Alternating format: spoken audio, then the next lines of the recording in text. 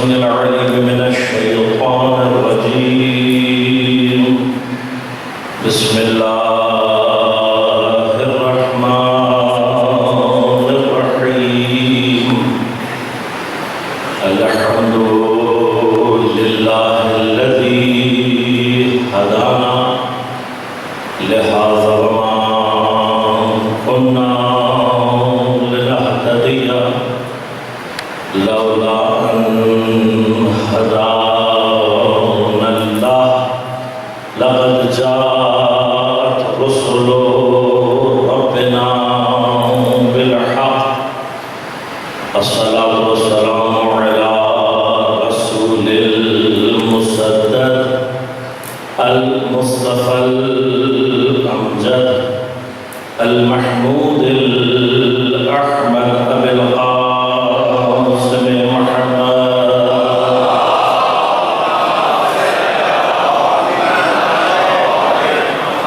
والصلاة والسلام على أسد الله الغالب غالب على كل غالب علي بن أبي طالب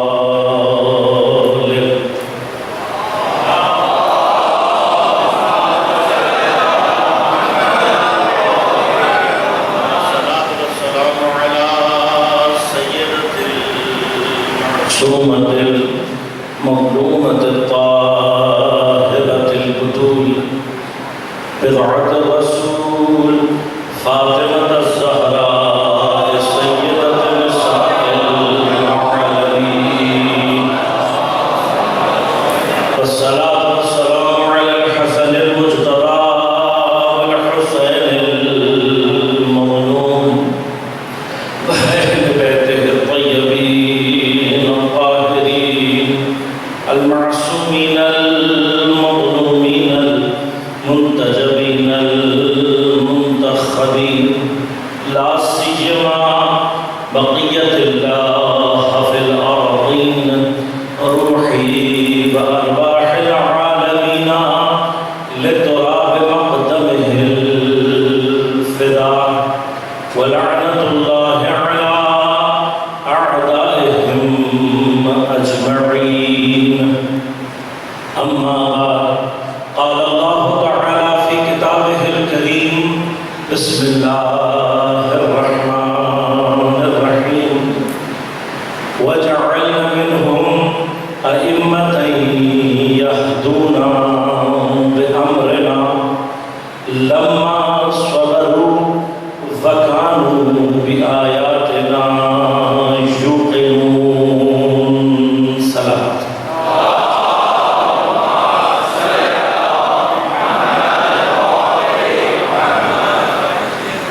مومنین کرام سامعین محترم عزیزان کرام قدر امامت و ہدایت کے عنوان کے تحت عشرہ محرم کے اس عشرہ اولیٰ میں آپ کی خدمت میں سورہ مبارک سجدہ کی 24ویں آیت کی ذیل میں ہماری گفتگو کا سلسلہ جاری عرض خدمت کیا آپ کی کہ پیغمبر اکرم صلی اللہ علیہ وآلہ وسلم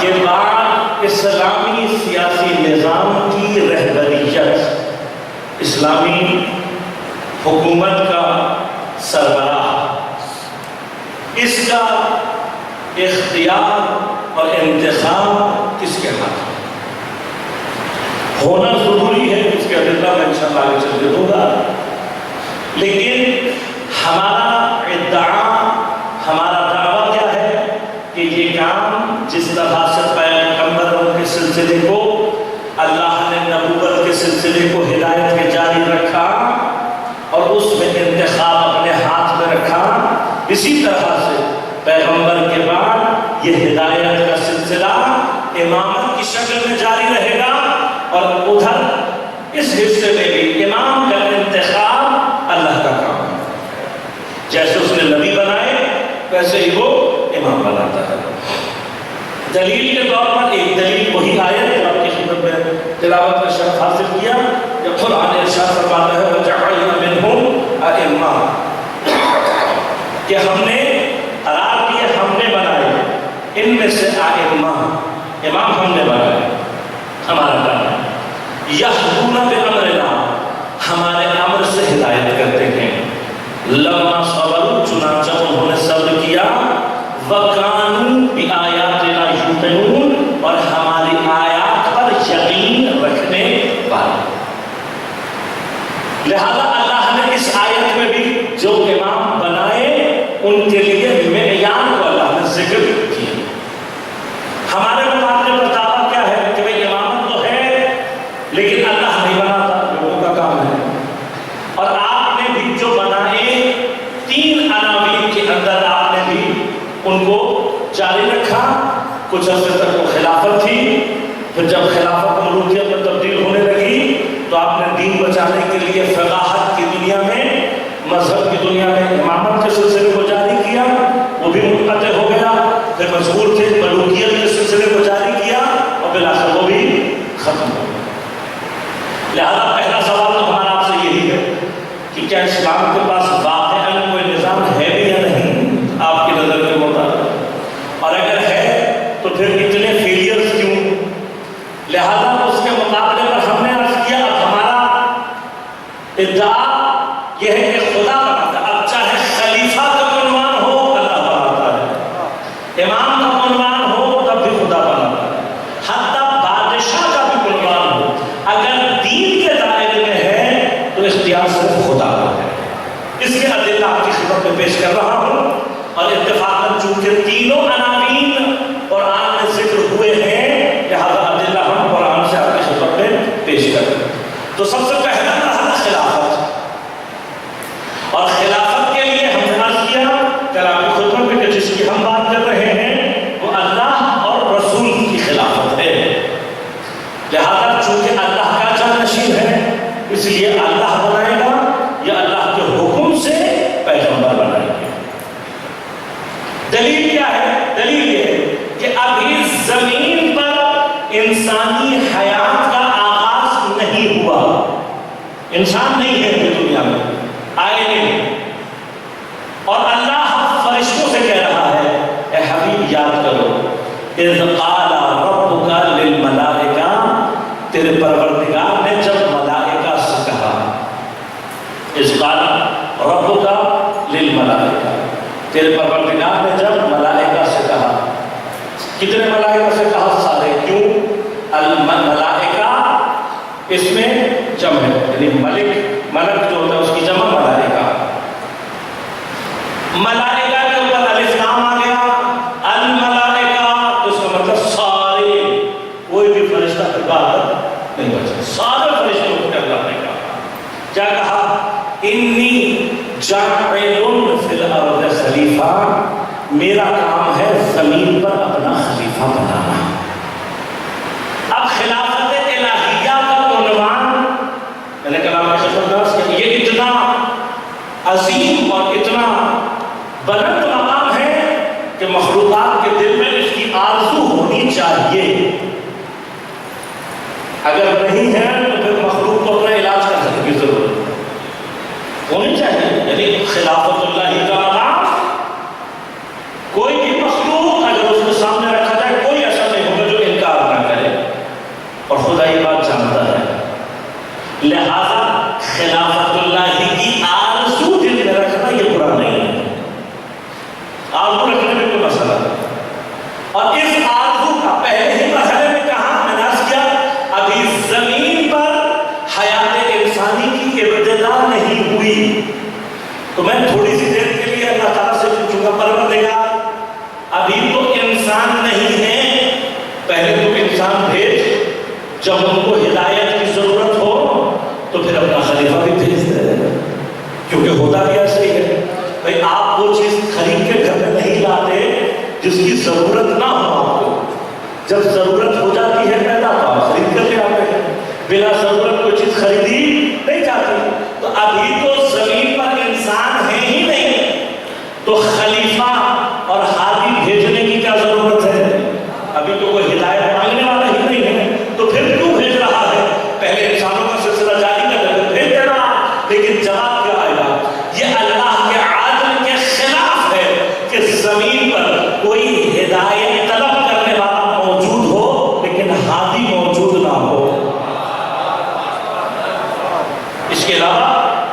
علاوہ کوئی دلیل نہیں ہے آپ کے پاس کہ اللہ نے انسانوں کی ابتدا اپنے خلیفہ سے کیوں کی؟ اللہ نے اپنی انسانوں کی حیات کی ابتدا اپنے نبی سے کیوں کی؟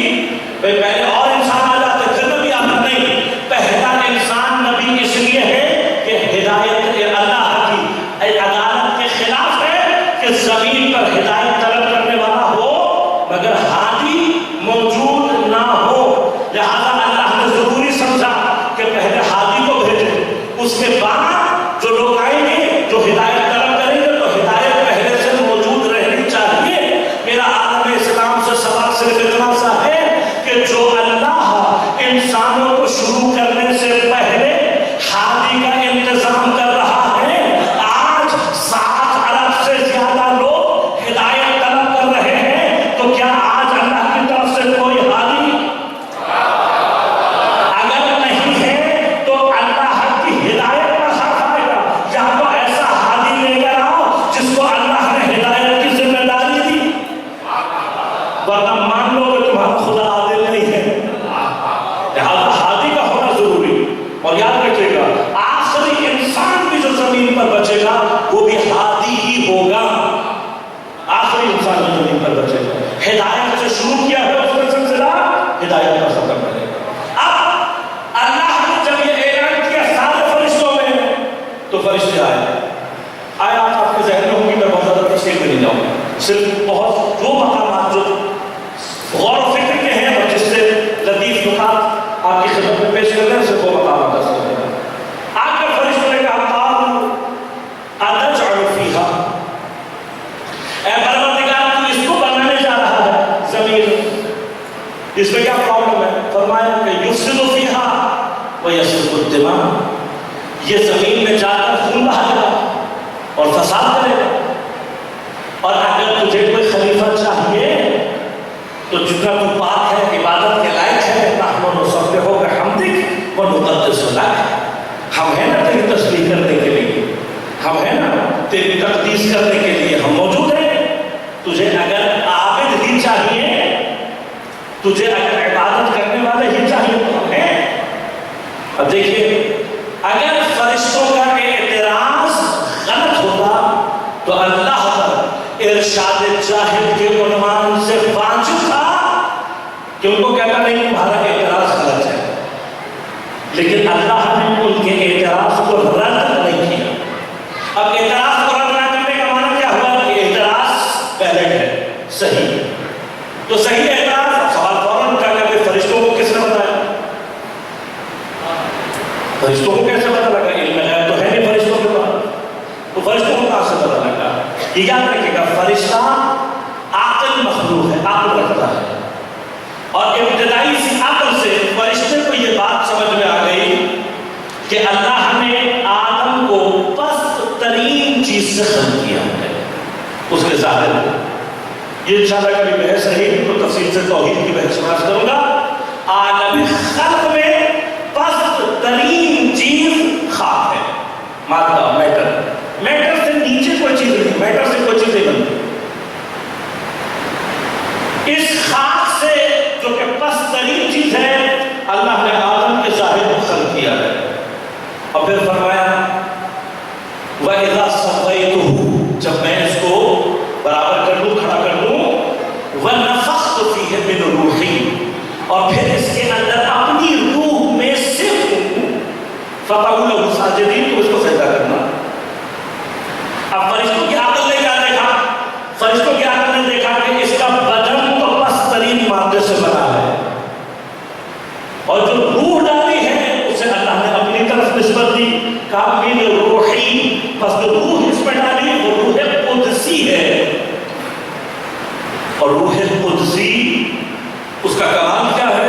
روح قدسی کا کمال یہ ہے کہ وہ خدا کو درک کر سکتی، لیکن اگر خدا کو درک نہ کرے تو مادے میں پھنس جاتی ہے، اور مادے میں پھنس جائے تو پھر مادہ محدود ہے، میٹر ٹائم اور سپیس دونوں اعتبار سے محدود ہے، نہ میٹر خود لامحدود انفائنائٹ ہو سکتا ہے اور نہ انفینٹی کو ڈیٹیکٹ اور کنٹین کر سکتا ہے، میٹر لیے بس کی بات نہیں، لیکن جو روح اللہ نے دی ہے وہ کیا کر سکتی ہے؟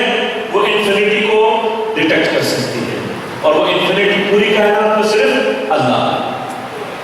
لیکن جب تک روح کا مطلوب اللہ نہ ہو، روح مادے میں پھنسی رہے گی۔ اب جب تک پھنسی رہے گی تو کیا ہوگا؟ مادہ انسان کی خواہشات کو پورا نہیں کر سکتا۔ اب جب نہیں کر سکتا تو کیا ہوگا؟ فساد، جھگڑا، تمام لالچ، یہ باقی رہے گی، اور اس کا نتیجہ یفسد فیہا ویسفک الدماء۔ لہذا فرشتوں نے جو بات کی تھی وہ بالکل عقل کے اور واقعیت کے مطابق تھی، اس لیے اللہ نے فرشتوں کا اعتراض رد نہیں کیا۔ اب اعتراض ویلڈ ہے، اور انہوں نے جو اپنا اسٹینڈرڈ پیش کیا وہ کیا تھا کہ ہم تسبیح کرتے ہیں، ہم تقدیس کرتے ہیں۔ اللہ تعالیٰ نے، اب فرشتے کون ہیں؟ پروردگار کی بارگاہ کے شاگرد۔ جب شاگرد کوئی سوال کرے تو استاد جواب دیتا ہے، استاد کو دینا چاہیے۔ لیکن کبھی کبھار کیا ہوتا ہے کہ استاد یہ دیکھتا ہے کہ ابھی موقع صحیح نہیں ہے، ابھی موقع صحیح نہیں ہے، لہذا استاد کہتا ہے میں تمہیں بعد میں جواب دوں گا۔ شاگرد کا ادب کیا ہے؟ شاگرد کا ادب یہ ہے کہ اگر استاد اس سے کہہ دے تو اسے مان لینا چاہیے کہ ہاں استاد مجھے بعد میں جواب دے دے گا۔ ہمارے یہاں کیا ہوتا ہے کہ استاد کہہ دے میں بعد میں جواب دوں گا، وہ باہر نکل کے کہتے اس کو پتہ ہی نہیں۔ یہ اہانت ہے، ایسے لوگ کبھی بھی تعلیم حاصل نہیں کر سکتے۔ اب فرشتے ادب جانتے ہیں تو ہوا کیا؟ اللہ نے جواب نہیں دیا۔ اللہ نے کہا جو میں جانتا ہوں وہ تم نہیں جانتے۔ اب فرشتوں کو بھی یہ بات پتہ ہے کہ جو اللہ جانتا ہے ہم نہیں جانتے، لیکن چونکہ اللہ کی بارگاہ کے ادب سے واقف تھے، خاموش ہو۔ اب اللہ نے کیا کیا؟ اللہ نے جواب نہیں دیا بلکہ پریکٹیکل کروا دیا۔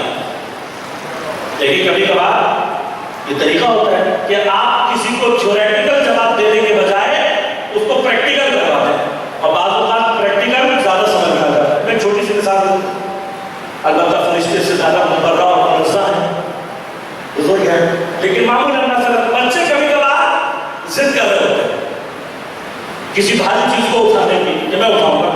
اب آپ کو پتہ ہے کہ نہیں اٹھا سکتا، لیکن بعض اوقات آپ اس کو زبانی کلام کی طرف سمجھائیں گے تو وہ متوجہ نہیں ہو پاتا۔ تو آسان ترین طریقہ کیا ہے؟ آپ اسے کیا اٹھا دو۔ اب جب وہ اٹھانے کی کوشش کرتا ہے اور نہیں اٹھتا تو جو بات آپ اس کو زبان سے نہیں سمجھا سکتے، ایک چھوٹے سے تجربے سے اسے اچھی طرح سمجھ میں پھر نہیں ضد کرتا ہوں۔ بس بات کا پریکٹیکل سے بات زیادہ اچھی سمجھا دی جاتی ہے۔ اللہ نے جواب دیا۔ اللہ تعالیٰ نے کیا کہا؟ فرمایا وَعَلَّمَ آدَمَ الْأَسْمَاءَ كُلَّهَا۔ اب میں تھوڑا سا ترجمہ اپنے حساب سے لے کر چلوں گا تاکہ بات آپ تک پہنچا سکوں۔ اللہ نے آدم کو سارے الاسماء کی تعلیم دے دی، سارے الاسماء کی تعلیم دے دی۔ میں نے الاسماء کا ترجمہ بھی نہیں کیا، کیوں؟ ابھی تھوڑی دیر پہلے میں نے آپ کو بتایا کہ ملک کی جمع ملائکہ ہے، الف لام اس کے اوپر آ جائے تو عموم کے معنی دیتا ہے، کہا سارے ملائکہ۔ یہاں پر بھی اسم کی جمع اسماء ہے اور اس کے اوپر الف لام آیا ہوا ہے، تو کیا یہ الاسماء کا مطلب سارے اسم یہاں ہو سکتا ہے؟ اگر آیت یہ کہتی وَعَلَّمَ آدَمَ الْأَسْمَاءَ كُلَّهَا نہیں ہوتا تو ہم کہتے ہیں الاسماء سے مراد ہے سارے اسم بتا دیے۔ لیکن اگر کل آ جائے، چونکہ کل سارے کا معنی دیتا ہے، اس لیے وہ جو الف لام ہے اب وہ ساروں کا معنی نہیں دیتا۔ بس الف لام کا دوسرا کیا معنی ہوتا ہے؟ الف لام کا دوسرا معنی ہوتا ہے خاص۔ مثلا ایک مثال دے دوں، خاص کے معنی میں کہاں استعمال ہوا؟ دن بہت سارے ہیں، دن بہت سارے ہیں، لیکن خاص دن کو اللہ تعالیٰ نے کہا اليوم، جو دن خاص تھا۔ عجیب بات ہے، جو دن خاص تھا اس کے لیے اللہ نے کہا اليوم۔ ہم سے کہتے ہیں تم غدیر کی عید بناتے ہو، بدعت ہے، تو مجھے پہلے تو یہ بتاؤ کہ اللہ نے تمہیں عید الفطر بنانے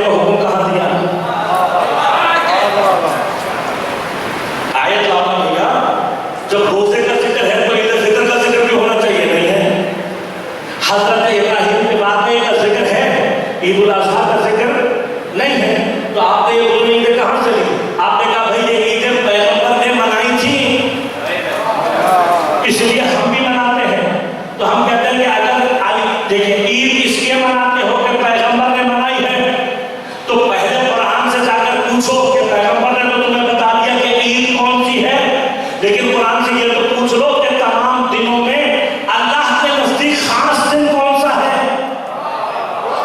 بھئی عام عیدیں تو منا لو گے تم، لیکن جس دن کو اللہ نے خاص کہا ہے اس کی پہچان مسلمانوں کو ہونی تو چاہیے نا، تو وہ دن کون سا ہے؟ اليوم اکملت لکم دینکم واتممت علیکم نعمتی۔ اللہ کے کلام کا لحن بتا رہا ہے یہ دن اللہ کے لیے خاص ہے، کیونکہ دین بھی کامل ہو رہا ہے، نعمت کا بھی اتمام ہو رہا ہے۔ تو جس دن نعمت کا اتمام ہو اس سے بڑی عید تو کوئی ہو ہی نہیں سکتی۔ تو تم کہتے ہو نہیں منائی، ہم کہتے ہیں کہ منانی تھی، تبھی تو خم میں سب کو روکا تھا، تبھی تو خم کے میدان میں روکا تھا۔ اس سے بڑی عید تو پیغمبر نے کوئی منائی ہی نہیں، لہذا عید اللہ اکبر اليوم خاص دن۔ اور وہ عجیب بات ہے، مسلمانوں کو جو قرآن خاص دن کہہ رہا ہے وہ یاد ہی نہیں ہے خاص۔ بس الف لام دوسرے کس طرح میں آتا ہے خاص۔ اگر آیت میں کلھا نہ ہوتا، صرف الاسماء ہوتا، تو ہم ترجمہ کیا کرتے؟ سارے اسماء کی تعلیم اللہ نے دی، لیکن میں کہوں سارے اسماء کی دی، پھر کہوں کلھا، پھر سارے، تو ایک اضافی ہو جائے گا، جبکہ قرآن میں کوئی لفظ اضافی نہیں۔ تو اس کل کا معنی کیا ہے کہ وہ جو الف لام آ رہا ہے وہ خاص ہے۔ اب میں ترجمہ کروں گا، توجہ کیجیے گا۔ وَعَلَّمَ آدَمَ الْأَسْمَاءَ كُلَّهَا، اللہ نے آدم کو سارے خاص اسماء کی تعلیم دی، سارے خاص اسماء کی، یعنی یہ جو اسماء ہیں یہ عام نہیں ہے، یہ خاص ہے۔ ان سارے خاص اسماء کی تعلیم جب مجھے نہیں پتا، جو اسم اللہ کے نزدیک خاص ہوں ان کے مسمى کتنے خاص ہونے چاہیے۔ تعلیم دے دی اللہ نے، کن کی تعلیم دی؟ خاص، اور یہ سارے کے سارے تعلیم کر دیے۔ ثم اس کے بعد عرضهم علی الملائکہ، اللہ تعالیٰ نے انہیں پیش کیا فرشتوں پر۔ اللہ نقل علی مقامہ، بر صغیر میں جو مجتہد شخصیات ہیں ان میں سے ایک اہم شریف شخصیت علامہ نقل، ہندوستان اور ہند کے اور پاکستان کے واقعی مجتہدین میں سے نام آتا ہے۔ آپ نے یہاں پر بڑا زبردست بحث کی ہے علمی، وہی آپ کی خدمت میں پیش کرنی ہے۔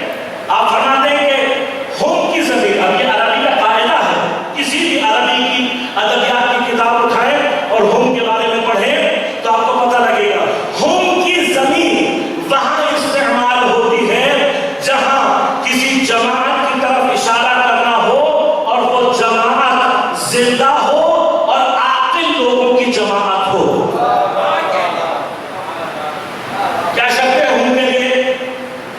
عاقل ہونے چاہیے اور زندہ ہونے چاہیے۔ لہذا اگر کچھ چیزیں ایسی ہوں کہ جو عاقل نہ ہو تو پھر ہاتھ کی زمین پر جائیں گے، زندہ نہ ہو تو پھر ہاتھ کی زمین۔ ہوم جب بھی پلٹائی جائے گی تو کون ہوں گے؟ زندہ بھی ہوں گے اور عاقل بھی ہوں گے۔ تو اب آیت نے کچھ چیزیں سمجھا دی مجھے، کیا سمجھائی؟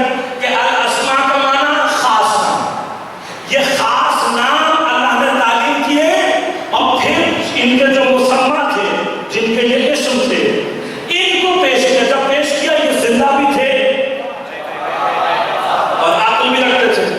اب ان کو پیش کرنے کے بعد اللہ تعالیٰ نے کہا فرشتوں سے انبئونی باسماء ہؤلاء ان کنتم صادقین۔ غور کیجیے گا، اللہ تعالیٰ نے فرشتوں سے کہا اگر تم ان ہؤلاء کے نام جانتے ہو تو مجھے بتاؤ، اگر تم سچے ہو۔ میں نے ہؤلاء کا ترجمہ نہیں کیا، دیکھیں ہؤلاء جماعت کے لیے استعمال ہوتا ہے، لیکن میں ترجمہ نہیں کروں گا، یہی لفظ استعمال کروں گا، مجھے خاص مقام تک پہنچنا ہے۔ اللہ نے کیا کہا کہ ان ہؤلاء کے نام بتاؤ اگر تم سچے ہو۔ فرشتوں نے سر جھکا دیا اور کہا پروردگار تو نے صحیح کہا تھا، جو تو جانتا ہے ہم نہیں جانتے۔ اب یہاں کچھ سوال، دیکھیں ادب ہے اپنی جگہ پر ملحوظ، لیکن سوال پروردگار دیکھیے تیری بارگاہ کے شاگرد ہیں، تو انصاف کا طریقہ کیا ہے؟ جب کوئی استاد امتحان لیتا ہے کی سطح علمی برابر ہو ان کا آپس میں امتحان لیا جاتا ہے. ایک کلاس 5 کا ہو اور ایک کلاس میٹرک کا ہو اور میں ان دونوں کا ٹیسٹ لے کر کہوں بھائی یہ میٹرک والے بڑے ہوشیار ہیں تو کلاس 5 والے کیا کہیں گے؟ وہ کہیں گے بھائی ہمارے برابر کا مقابلہ کراؤ. یا ایک کلاس کو میں نے کیمسٹری پڑھا دی ایک کو فزکس پڑھا دی اور امتحان کیمسٹری کا لے لیا اور اس کے بعد کہا بھائی یہ فزکس والے کے قابل نہیں ہے. فزکس والے کیا کہیں گے؟ وہ کہیں گے بھائی ہمارا مقابلہ ہمارے جیسوں سے کراؤ. یا پڑھایا تو میں نے ایک ہی تھا سب کو کیمسٹری ہی پڑھائی تھی ایک گروپ کو میں نے سوال بتا دیا. بھئی یہ تینوں میں سے کوئی بھی کنڈیشن ہوگی تو آپ کیا کہیں گے؟ آپ کہیں گے استاد عادل نہیں ہے ظالم ہے. عدالت کا تقاضا کیا ہے کہ جب دو گروہوں میں امتحان لے رہا ہوں تو دونوں کی سطح علمی ایک ہونی چاہیے سلیبس ایک ہونا چاہیے. چیٹنگ نہیں کسی کو بتا دیا کسی کو نہیں. تو آدم کو تعلیم دینے کا مطلب یہ ہے کہ یہ جو اسما تھے ان کے نام پہلے سے فرشتوں کو معلوم تھے. ایسا نہیں کہ فرشتوں کو معلوم نہیں تھے. اگر فرشتوں کو معلوم نہ ہوتے تو یہ ظلم ہو جاتا کہ آدم کو تو بتا دیا ہمیں نہیں بتایا. بس اس کا معنی یہ اسما جو بھی ہیں فرشتے ان سے واقف ضرور ہیں انہیں پتا ہے. اب آدم کے اندر کیا کوالٹی ہے انشاءاللہ اس مطلب تک پہنچ سکا تو بتاؤں گا. ابھی کچھ بتا رہے مجھے یہی حل کرنے ہیں. اب ہوا کیا ہاتھ بولا یعنی اسما سے واقف ہے لیکن جب ان کو جمع کر کے ان کے مسمہ کو جمع کر کے اللہ نے ہاتھ بولا کی شکل میں فرشتوں کے سامنے پیش کیا تو فرشتے جواب نہیں دے سکتے. اللہ تعالیٰ نے آدم سے کہا انبے پہ اسما ہاتھ بولا تم بتاؤ اور حضرت آدم نے اسما کے نام بتا دیا. فرشتوں نے کہا ہاں پروردگار ہم نے تسلیم کر دیا کہ آدم ہم سے بہتر ہے.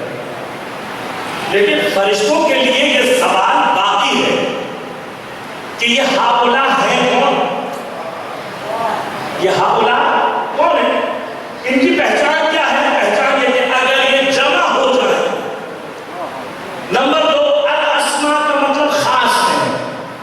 ہم بتا رہا ہے زندہ بھی ہے اور عاقل بھی ہے. اور اگر جمع ہو تو فرشتوں کی معرفت کے لیول سے اوپر نکل جاتے ہیں. اب امتحان تو ہو گیا آدم پاس بھی ہو گئے سلسلہ آگے بڑھ گیا آدم زمین پر آ گئے. فرشتے یہ سوچتے رہے کہ ہاؤلا کون ہے. شرائط یاد رکھیں گے ہاؤلا کی کون کون ہے. ہاؤلا خاص ہے اسماء خاص ہے. کون ہے مجھے نہیں پتا. اسماء خاص ہے تو آپ نے نہیں بتایا. زندہ بھی ہے اور عاقل بھی ہے. اور جب جمع ہو جائیں تو فرشتوں کی معرفت سے اوپر نکل گئے. آدم آئے چلے گئے ہاؤلا نہیں پتا لگا.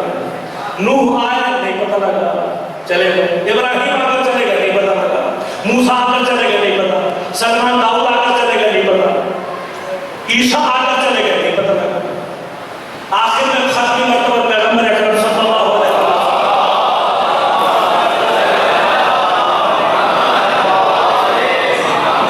آپ بھی آ گئے لیکن ہاؤلا کی کوئری ہاؤلا کا مسئلہ حل نہیں ہوا. فرشتے منتظر ہے یہاں تک کہ پیغمبر کی حیات کے آخری 2 سال باقی رہ گئے. اب فرشتے یہ سوچ رہے بھائی پیغمبر سے تو زیادہ عظیم المرتبت کو ہے ہی نہیں. اگر ان کی حیات میں بھی حل نہیں ہوا تو پھر شاید قیامت تک حل نہ ہو. تو فرشتے کچھ تو ٹینشن میں ہوں گے نا کہ بھئی ہاؤلا کی کوئری یہ حل نہیں ہوئی. اب تو خاتم النبیین بھی ان کی بھی حیات ختم ہونے کے نزدیک ہے. تو انہی ایام کا ذکر ہے کہ پیغمبر تشریف لائے سیدہ کے گھر میں. آگے کی سٹوری تو آپ کی بہت سنی ہے نا لیکن آپ غور سے سنیے گا. آئے اور آپ نے آ کر کہا انی اجدو فی بدنی ضعفا. اے میری بیٹی مجھے بدن میں ضعف محسوس ہو رہا ہے. ایدی بل کے ساتھ یمانی میری یمن والی قصہ مجھے لا کر دو. بیوی نے ڈال دی. ڈالنے کے بعد پیغمبر کا چہرہ چاند کی طرح چمکنے لگا. اتنے میں بیوی نے کہا میرا بیٹا حسن آیا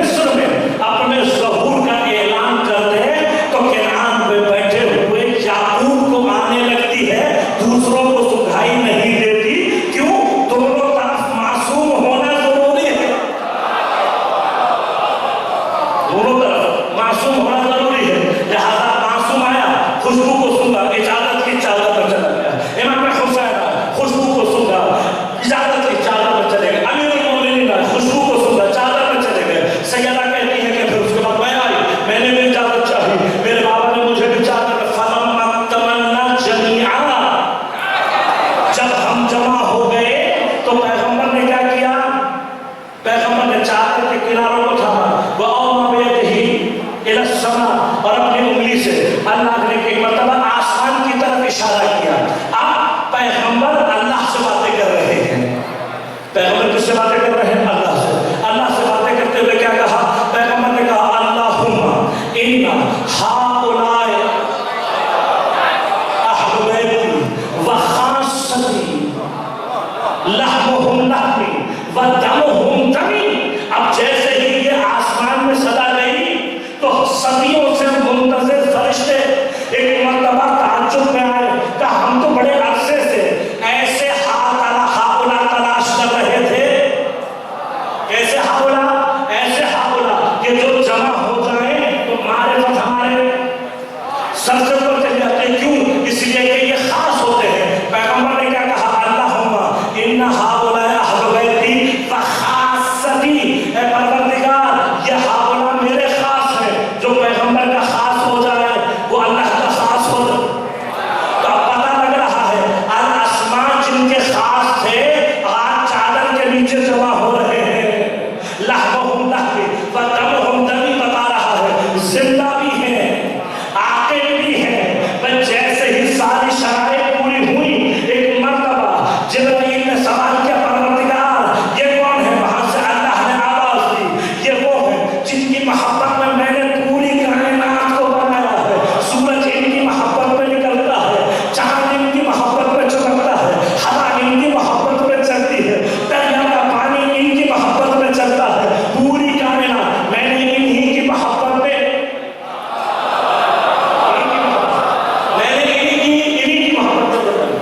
جیسے ہی اللہ تعالیٰ نے یہ کہا تو اب جبرائیل کو بھیجا فرشتوں نے کہا بھائی یہ بہترین موقع ہے ان ہؤلاء کے بارے میں جانو کون ہے. جبرائیل نے ایک مرتبہ نیچے نگاہ کی. جبرائیل نے بھی نگاہ کی اور نگاہ کرنے کے بعد کہا یا رب ومن ہؤلاء یہ ہؤلاء کون ہے؟ اب پروردگار نے جو جواب دیا وہ تو بات کرنا ہے لیکن میں جناب جبرائیل کی بارگاہ میں ہاتھ جوڑ کر ایک بات کہوں گا. میں کہوں گا جبرائیل کیا تم اس گھر کے اور اس کے افراد سے واقف نہیں ہو؟ بھئی تم سے زیادہ کون واقف ہوگا؟ تمہارا تو آنا جانا لگا رہتا ہے. تم تو آنا جانا کرتے رہتے ہو. کبھی آتے ہو جھاڑو دینے کے لیے, کبھی آتے ہو چولہا جھلانے کے لیے, کبھی وہی لے کر آتے ہو, کبھی ذوالفقار لے کر آتے, کبھی روٹی لینے آتے ہو, کبھی روٹی دینے. تو تمہارا تو ہر وقت آنا جانا لگا ہوا ہے. تم سے زیادہ اس گھر کے افراد کو کون جانتا ہوگا؟ تو شاید جبرائیل یہی پلٹ کر کہیں ہماری معرفت کی سطح اتنی ہے جب تک یہ نور اللہ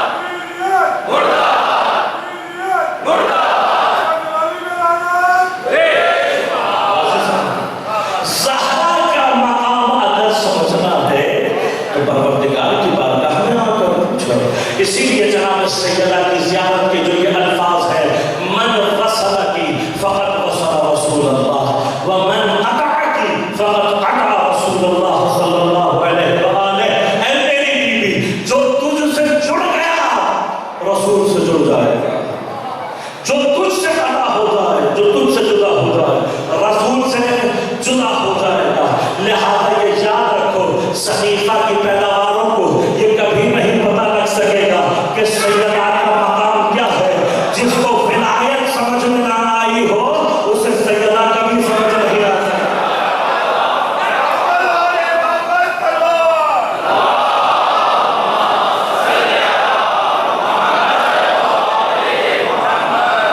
اور جسے سیدہ سمجھ میں آ رہا ہے اس کے لیے کائنات میں کوئی جگہ نہیں ہے۔ یہ تو اہل بیت اللہ کے رحم کا مظہر ہے، جو تم سانس لے رہے ہو، جو تم پانی پی رہے ہو، جو تم کھانا کھا رہے ہو، ورنہ یہ پانی بھی سیدہ کا صدقہ ہے، یہ کھانا بھی سیدہ کا صدقہ ہے، یہ ہوا بھی سیدہ کا صدقہ ہے۔ اس لیے کہ اللہ نے پوری کائنات جن کی محبت میں بنائی ہے، جب ان کا تذکرہ کیا تو فرمایا ہم فاطمہ و ابوہا و بعدہا و بنیہا، پس کائنات کے خلق پر مرکز و محور۔ اور یہ یاد رکھیے گا، یہ مقام یہ نہیں ہے کہ خدا نخواستہ ہم جناب سیدہ کو پیغمبر سے افضل کر رہے ہیں، نہیں، یہ ایک مقام میں سب محمد ہیں، کلہم محمد، سب کے سب محمد ہیں، لیکن جہاں خدا چاہتا ہے کہ کسی کے فضائل کو ظہور دے، لہذا یہ مقام ظہور فضائل فاطمہ ہے سلام اللہ علیہا کہ پروردگار نے ارشاد فرمایا۔ لہذا عزیزو بس اب مقام یہ ہے کہ فرشتے متوجہ ہو گئے، ہاں بلا کا مسئلہ حل ہو گیا، لیکن ابھی تک یہ سوال باقی ہے کہ آدم نے کیا کیا؟ آدم کے اندر کیا کمال تھا جو فرشتوں میں نہیں تھا؟ کل عرض کروں گا حضرت آدم علیہ السلام کے واقعات میں کچھ اور ایسے مقامات ہیں، اور پھر انشاءاللہ عرض کروں گا کہ اللہ نے پہلی خلافت میں معیار کا قائم کیا۔ لہذا کل گفتگو کو انشاءاللہ یہی سے آگے کروں گا کہ ایک مرحلہ اللہ نے جواب کیوں نہیں دیا، اس وقت خطاب نہیں دی۔ ثانیاً اپنا جواب ملا کر فرشتوں کو، اس کا جواب بھی انشاءاللہ آپ کی خدمت میں کل عرض کروں گا۔ جس کی محبت میں اللہ نے کائنات بنائی ہے، 2 دن ہو گئے ہیں کربلا کی سرزمین پر پہنچے، لیکن حسین علیہ السلام نے کربلا کی جو پلاننگ ہے، کربلا کو جس طریقے سے امام نے مرتب کیا ہے، اس کا تقاضا، اس کا مقام یہ ہے کہ حضرت نے کوئی لمحہ انسانیت کے لیے باقی نہیں چھوڑا، کوئی سوال نہیں چھوڑا۔ لہذا کوئی کربلا میں زمینی اور زمانی اعتبار سے ہو یا نہ ہو، اگر حسین کی فکر سے متصل ہے تو حسین سے متصل ہے۔ لہذا کربلا کا ایک اہم ستون، کربلا کا ایک اہم جز جناب مسلم ابن عقبہ، ایسا جز کہ جسے کربلا سے جدا نہ مکانی اعتبار سے کربلا میں ہے، نہ زمانی اعتبار سے امام حسین کے ہمراہ، لیکن کوئی بھی مسلم علیہ السلام کو کربلا سے جدا نہیں ہو سکتا۔ آپ سب واقف ہیں کہ حضرت نے اپنا بھائی، اپنا سفیر، اپنا وزیر اور اپنا معتمد قرار دے کر حضرت مسلم کو کوفے بھیجا، اور کوفے پہنچ کر حضرت مسلم نے امام حسین جن کی آمد کے منتظر ہیں لوگ، آپ نے ان کے لیے زمینہ سازی کرنا شروع کیا۔ خود حضرت کا یہ عمل بتا رہا ہے کہ اگر عوام کسی حسین کی منتظر ہو تو زمانے کے مسلموں کا کام ہے ان کے لیے زمینہ فراہم کرنا، اور آپ اپنے طور پر کاموں کو انجام دے رہے ہیں۔ وہاں سے دشمن نے چال چلی اور ابن زیاد جیسا ملعون، شاطر اور شیطانی دماغ رکھنے والا آدمی کوفہ کا گورنر بنا دیا گیا۔ واقعات میں تفصیل میں نہیں جا رہا، اور اس نے آنے کے بعد اپنے شیطانی حربوں سے امام حسین کے خواص جو ہے کوفہ میں ان کو ایک ایک کر کے قتل یا گرفتار کرنا شروع کیا۔ اب جب یہ سلسلہ ہوا تو حضرت مسلم ابن عقیل نے اپنا شرعی فریضہ یہ جانا کہ آپ قیام کریں۔ کیوں کہ اگر آپ قیام نہیں کرتے تو امام کے آنے سے پہلے پہلے سارے خواص کا صفایا ہوتا ہے، اور اگر خواص باقی نہ رہے تو امام کے آنے کا کوئی فائدہ نہیں اور یہ ایک اہم پیغام ہے حضرت مسلم ابن عقیل کا، جسے ہمیں اور آپ کو سمجھنے کی ضرورت ہے۔ وہ پیغام کیا ہے کہ اگر اپنے زمانے کے حسین کو بلانا چاہتے ہو تو اپنے خواص کو آمادہ کرو، خواص آمادہ ہو تو امام ضرور تشریف لاتے ہیں۔ اور صرف ایک جملہ کہہ دوں تاکہ مطلب تشنا نہ رہے یہاں پر، کہ خواص کی تعریف کیا ہے؟ ہر وہ انسان جو معاشرے میں کوئی تاثیر گزار کام کر سکتا ہو، اس کا کوئی اثر ہو، اس کا نفوذ ہو، وہ معاشرے کے خواص میں ہو جاتا ہے۔